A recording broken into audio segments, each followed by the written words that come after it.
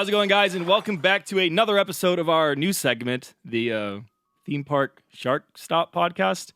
I guess that's what we're going with. Long and convoluted, but a lot of fun, as you guys probably realized from our first episode. Joined again by Alicia Stella. Thank you so much for being here. It's great to be back. I don't know. Is this going to cause controversy? Are people going to be upset about this in the comments? Probably going to be a lot of comments. Everyone seems to have their own opinion. Everyone has their own thoughts. Everyone's kind of emotional about this one, it seems like, at least in my comments on whenever I post a POV from this. I'm covering Jurassic World, the ride, versus Jurassic Park. Immediate thoughts. Is there anything you just want to kind of get out in the open right now? See, I don't know if my opinion is entirely valid because while Jurassic Park is my favorite movie, Okay. I still kind of like, I like Jurassic World just fine, but I've never really liked Jurassic Park the ride. Okay. I've Hot never start. really, I know, and it doesn't mean that I like Jurassic World the ride better. Okay. It just means that I've never really connected to or Jurassic River Adventure, as we call it at Islands of Adventure here. I've never connected to it the way that I do the movie. I think this ride was designed in tandem or even before production of the actual film started. So a lot of the moments that you would think, oh, we got to put this in a ride, they didn't know yet. They didn't have the movie done and shown to audiences to say, let's make a ride out of this. So they were picking a lot of stuff from the book, and they kind of changed it and made it its own thing. So I go on that ride and I don't think, oh, this is that movie I love. I just think this is that ride that I get wet on and has bad looking dinosaurs. Like Yeah. if it wasn't for the T-Rex at the end and, like a couple moments here and there, even just the raptor enclosure in Hollywood, I think looks more like the original movie. Mm-hmm. I think the sliding down Explorer, even though it never worked, at least was something that was iconic from the original movie. And we don't got that here. And we have the raptor enclosure, but it still doesn't feel as like perfectly modeled after the movie as it does in Hollywood, which it's hilarious to me that that's what you guys kept. As you turned into Jurassic World, the one thing that has a new version in Jurassic World, you kept the old one. Yeah. Yeah. So, yeah. And you know what? Like the one thing I always tell people this, and the one thing they're always like, yeah, but the opening iconic gates at the beginning, I was like, you know what? They took away the gates 2 weeks ago. We don't even have the iconic gates in our ride anymore. Yeah.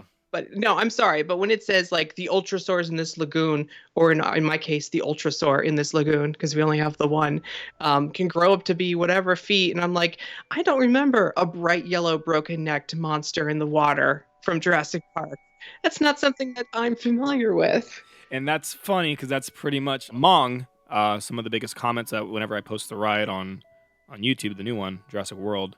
It's pretty much one of the first dinosaurs that people take issue with, being gone at least. Yeah, but like, why? It's not know. in any of the movies. I don't It's a gross yellow mustard ultrasaur with a broken neck. It doesn't belong there.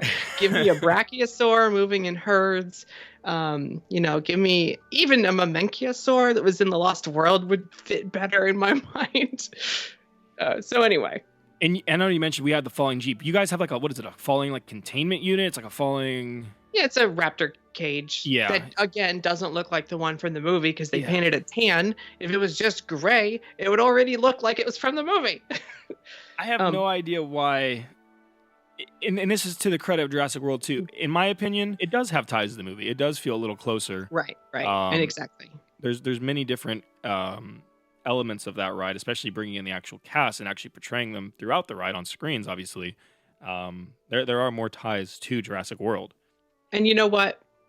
Before all the comments on the bottom, people are already typing furiously. I can feel it. They're like, well, actually, they're pushing up their glasses. Well, actually, Isla Aventura is a different island than Isla Nublar in Islands of Adventure. And this is a second theme park made by John Hammond and is not actually Jurassic Park on Nublar. And it's like, okay, I get it. And that explains all the tan coloring and the different dinosaurs and the different aesthetics. But was that the right way to go? Wouldn't you? It's like making a planet not based on anything in Star Wars. It's just a bad idea. Oh boy, that's what. Moving on from that comment. You want to do something recognizable from the film if you're going to call it the name of the film. It's weird because I felt that comment coming, but I was hoping it wouldn't. So moving on, the first scene, I think that's kind of an interesting side by side is our tank. The world's largest aquarium tank. If that's what you want to call it, sure. That's what Universal called it. Oh boy. Yeah. So our tank is replaced obviously the very iconic entryway scene. Seems to be what people have the most issue with out of almost everything on the ride. It's the tank, which is ironically probably one of the biggest changes to the entire ride. Yeah, well, so at least you guys have moving doors. Yeah, we do have moving doors, and there's super cool sound design with it.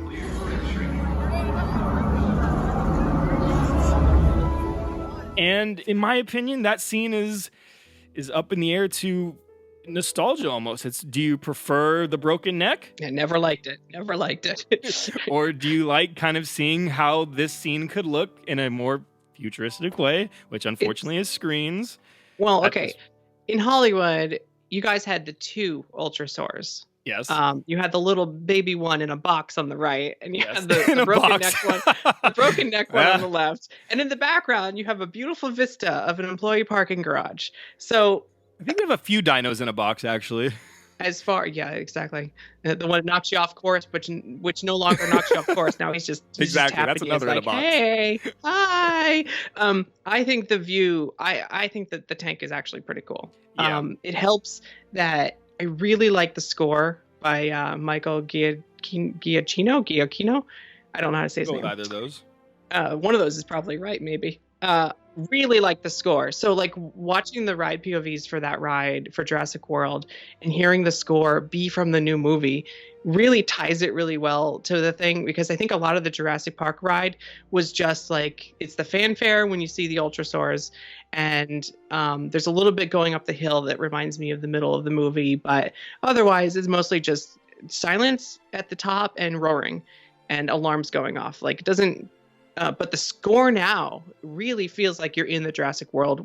The score is nice. I mean, it's in my opinion, it's one of the most notable things from that entryway. It's something that people remember. I also really like in the tank how they actually did the background. It's kind of, I don't know if you can pick it up so much on POVs, but the background of this tank, the actual video, it's essentially moving in a way while there's other footage in front of that background moving in its own way. It really helps with the depth and like the movement of your boat. It's a super cool effect that I don't know if it picks up as well on camera, but seeing it in person. I think people call it the parallax effect. Parallax, yeah. Made famous by the Spider-Man ride, where it's not just squash and squish here though. It's like very realistic following of the background. Exactly. And I know Spider-Man's kind of just like it almost looks like nothing's really happening, and that's kind of the goal in Spider-Man. Right. If you just watched it with standing still, it would look the weirdest thing. Right. It would make you like feel like you're tripping. But yeah, no, on video, on POVs, you really don't notice it because it's so realistic and it's not like they just put screens in there because that would feel flat. It does have a 3D effect without 3D glasses. I like the splash too. The splash is a good touch. The splash is cool, but unfortunately, in the last few weeks or so, timing's been all over the place. Yeah, I saw one that was a little late in one of your later videos. Sometimes the splash now misses the boat completely. Really? That's been interesting. Yeah, that's been interesting. And sometimes the screen at the end happens when you're not even like close to it yet. Like you're halfway through the tank and that scene's at the very end and it's already happening. That's unfortunate because that was like the most perfectly timed thing when it first opened. It was so on target. The very first ride through ever did, and that was probably like in the first 10 or 15 boats they ever sent through. Spot on. Didn't miss a lick at all. It was perfectly timed. And outside of that, other small things I've seen is the screen turns off on occasion. Sometimes you go through and there's a completely black screen. That takes away from the effect. But other than that, I'm sure. I mean, it's a new ride. I mean, what do you expect, right? Frozen Ever After at Epcot, because it's a free floating boat for most of the ride, had some serious issues with timing because normally the boat rides at Disney, you just have everything looping, but this was a time when they needed triggers and they needed Olaf to walk toward the boat at exactly the right time. But when you're in a boat that's at the mercy of the current can right. change. and like the boat might not time perfectly, so you'd end up with frozen Olaf, or my face isn't on yet, Elsa. I bet that's a headache for them. Because they're projected faces. Yeah, so and that took like a year to really get down pat. It doesn't happen as much anymore, but it was a serious problem when it first started. With that's why the Pirates in Shanghai is such a revolutionary thing. It actually tows the boat with a guide wire connected to a track underneath. Whereas, things like Jurassic is free floating, but so hopefully they get those things ironed out. I'm sure it will. I think it's a matter of time, especially in the hopefully at the end of your refurb. That hopefully happens, right? Yeah. Well, let's jump to the end here. Indominus is like being slowly built up, I guess. Like the perch that she's on seems to have gotten a little bit bigger or bulkier or foliager. So I think the end game is to have her walk toward the boat and then see the Rex and then walk toward Rexy. That'd be so cool. Like they're gonna battle. I mean, it's not really walking; it's the same Blue is walking. With air quotes, Blue is walking. But right now, she's been upgraded from a floating head that bobs to a medium body. Medium body is a good description. Yes. That sits still, right? And the head still bobs. The head still bobs. Okay, so we are upgrading her bit by bit. It's she's on my last ride through. The thing that's still just striking me, and it'll come in time. It feels far away from the T-Rex still. Yeah, that's why I think it's gonna walk toward the Rexy. Like, I think she's in her I'm coming at the boat position right now, and we still have yet to see, which Blue kind of does, right? Blue kind of comes towards you and then goes towards the IREX. Right, I think IREX is going to come towards you and then go towards Rexy. Rexy's going to look at you, then look at IREX, and then we go down. Like, it's almost there. It's so close. I hope by January they do take it down for 2 weeks and fix it, because I'm excited. So this is my thought on that. Do they change the animation of the final T-Rex too? Is that what you're saying? I don't know. Rexy does kind of look at the IREX at one point, doesn't she? It seems like it, but to my thing that I was thinking, or is she just waving her head left and right, and it just happens to feel like it. Yes, that I would say that's more so what it is. My whole thing at that point was, if they focus the T-Rex's attention completely off to the right, is that going to take away from the final splashing? Because right now the thrill is, it's coming at us. So if there's kind of this other coming at you from the side and the T-Rex is kind of distracted by the time you're actually getting to the drop, does that change things, or do you feel like that show scene can still be presented pretty well? I think if the head of the IREX is close enough to the T-Rex that it looks like they're going to fight, it'd be kind of neat, and it'll feel like that Rexy saved our lives. I think that's the intention, is that, at least in their original blurb, their write-up was, we're going to we're going to be the food of either one of these dinosaurs, but then they get so distracted fighting each other, we escape. See, my hope is that as it stands right now, that's not what they meant by we're the food of either one. Because it does not feel like that. It feels like we are solely the food of the T-Rex. Right now, it's a conversation between the two the two dinosaurs, and then we're just on the buffet line coming toward the Rex. Like, that's what's happening now. Yes, completely. And then Blue's just freaking out, doing her thing. So it's an interesting ending. I've always felt that the ending was kind of a distraction. It feels like the T-Rex comes at you as a distraction to take away from the drop, kind of to add more thrill to the drop. Because like a lot of new riders, especially, there's like, T-Rex, and then boom, you're falling. So I'm hoping there's still that same element of take our attention, drop. Because over here, the T-Rex moves down as your boat goes down. Yes. I know the Jurassic Park ride there used to do that. I don't know if it does anymore. Yeah, and it feels like you're going to get eaten. Yes. Like she moves her head really far down as you're falling. So you're looking up, you're not looking down, and that it really feels like the floor drops beneath you because you're not paying attention. And ours used to come out of smoke in a waterfall. Does yours do that too? Yeah. Well, ours is not floating on wires. Let's just say that. Okay. Ours has a little bit better of I think you can actually see pipes and stuff that the Rex might be standing on, maybe. But yes, we have the same smoke effect going on. I got you. I have a take that I've thought about for a long time sitting with this ride.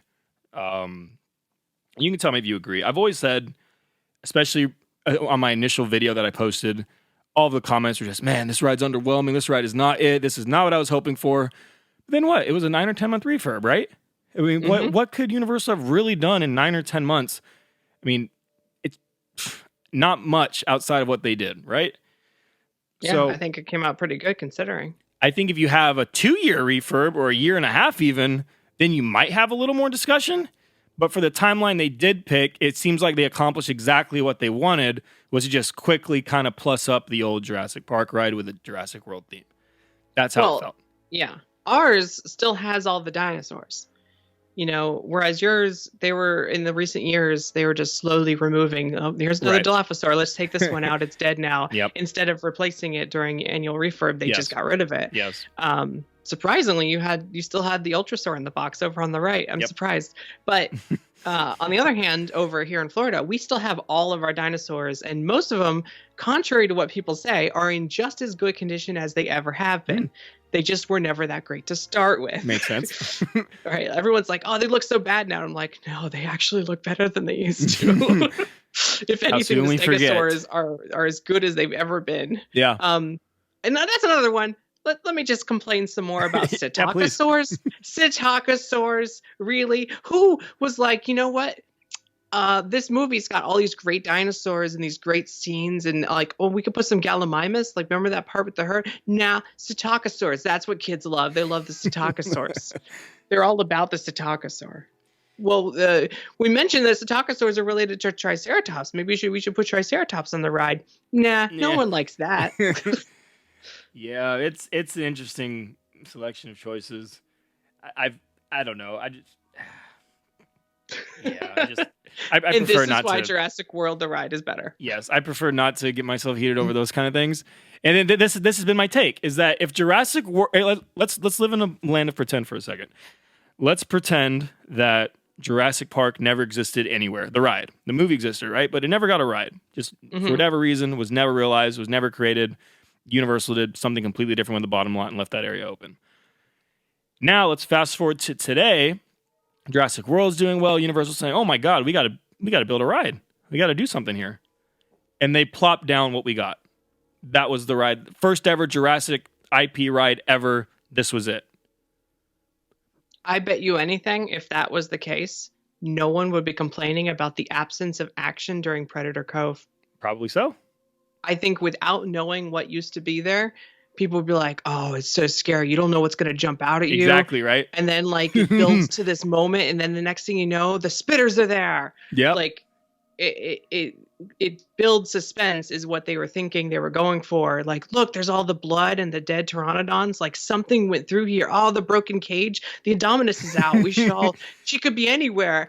And then, like, but no, it's like, oh, this scene's boring. I've always felt for those reasons that the deck has kind of been stacked against this ride for the refurb time, the amount of time that they were actually given, and the fact that it's trying to replace and up what a lot of people considered an iconic Universal attraction. Like, you understand like how unfair that beginning already is for the ride? This was the most expensive attraction ever built in the 90s when it was built for what, $200 million at the time. That was insane.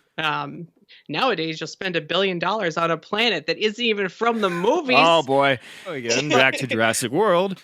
But no, as it stands on its own, I think having seen the behind the scenes footage and knowing that IREX is supposed to get arms and knowing that there's more to this and hearing the descriptions from Universal Creative themselves saying like, when you see them battle, it's going to be mind blowing. And then they don't battle. Yeah. That's a little bit of a letdown only because of what they actually told us we were going to get. Exactly. So once the ride is actually done, I think it's great. I honestly wouldn't mind if they redid Jurassic Park the ride here in Orlando to be Jurassic World. I don't think they will. Right. But I wouldn't mind if they did because I'm a fan. I think it's a nice, shiny new ride, literally shiny. Yes. Yes, and I think the silver and blue goes better than the yellow and like it looks cleaner. Red of the old version. So now to the listeners that are again doing actually and pushing up their glasses and getting very upset about everything we're talking about. Let's appease them and tell them that something Jurassic Park did better. What in your opinion is that? Is that the amount of dinosaurs that are actually present? Because that's probably mine. And I think. Well, I do like. Now I'm used to the Dilophosaurs being inside because that's how it is in our version. And in Hollywood, they used to be down outside. Were all of them outside, or were some inside, or was it just raptors inside? It was. I think it was just outside. Right. Yeah. So I actually kind of like that. I like the spitters being inside. Yeah, I think we everything definitely did looks not better have those spitters inside. I think the Jurassic World is missing at least one raptor. Yeah. And I think that was something that was better about the original. You guys kept the wood, the bouncy one from the ceiling. Yeah, exactly. I'm not a big fan of bouncy raptor. But I like fiber optic raptor. He's cool. He's like jamming in a rave tent over there. He's having fun. Definitely still have the one falling from the ceiling. Bouncy ceiling raptor. Yeah. The Hydrosaur Cove scene from Jurassic Park is pretty much the exact same on World. I've talked about that too. It's interesting. Even the score is the old score. Oh, okay. That is, but he's not knocking you off course. And didn't you used to have the small dinosaurs there fighting over something? On our version, the little fighting dinosaurs is actually where Predator Cove is now for you. Yes. And I think that would be a good place to put them. Yeah. Have them fighting over the carcass of a pteranodon. Keep it in theme. Yeah. What we had in our what is now Predator Cove was simply the Dilophosaur in a raft. Yes, exactly. The crashed raft and the Mickey Mouse ears and that was ours is a crashed raft with the two compies fighting over popcorn. No, it's a shirt. It's a shirt. Yeah, it's a shirt, right?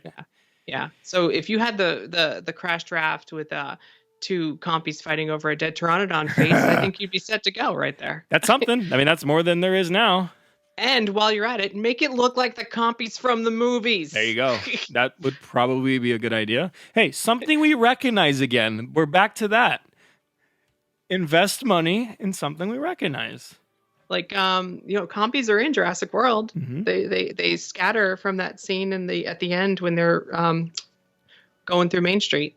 True.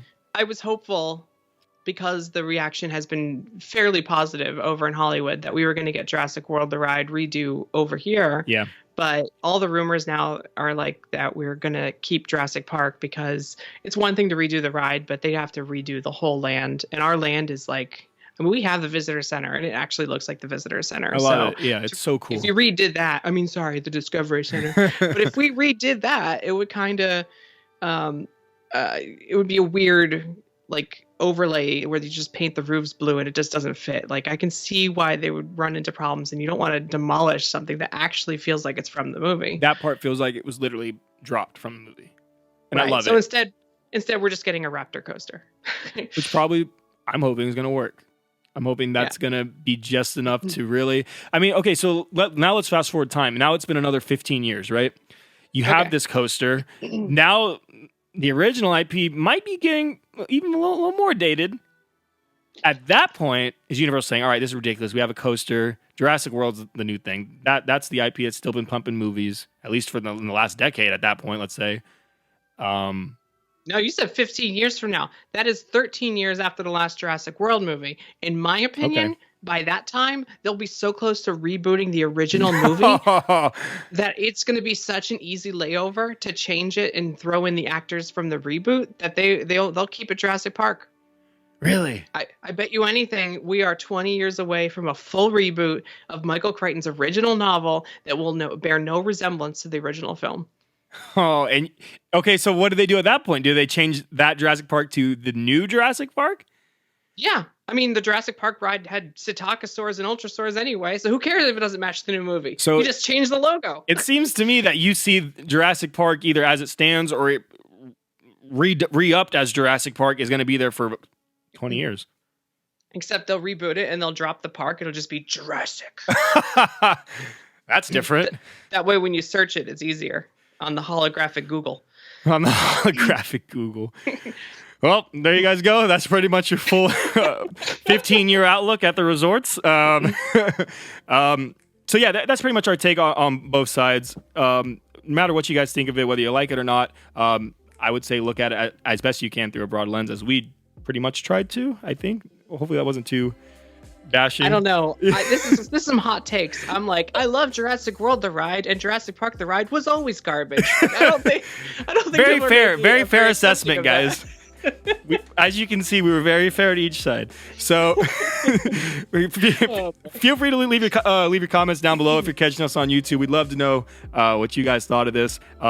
If you need more ways to catch us, we're always available on Apple Podcasts and Spotify as the Theme Park Shark Podcast. If you need to catch Alicia Stella anywhere, she is the Theme Park Stop on YouTube and the Park Stop Podcast anywhere that you can find podcasts. All right, guys, so that's going to do it for today. We hope you enjoyed. Please leave your thoughts and opinions down below. Like I said, if you catch us on YouTube, we look forward to hearing what you guys have to say, and we'll do our best to get back to you. I'll read all the hate mail. There you go.